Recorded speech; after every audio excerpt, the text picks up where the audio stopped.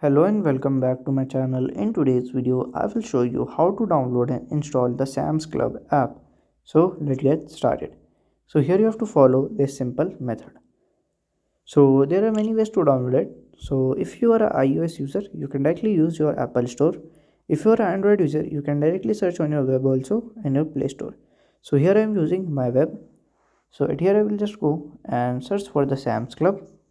So at here I will search for Sam's Club app. You have to search like this. Okay, same, just search it. Then here not apk, you have to search our app. So at here we can see the Sam's Club app. So from here you can click on install button. When you will just click there, it will be automatically downloaded and installed in your phone. So by this way you can download and install the Sam's Club app. If you can read this app, you can also read from here also, and you can see the others rating as well.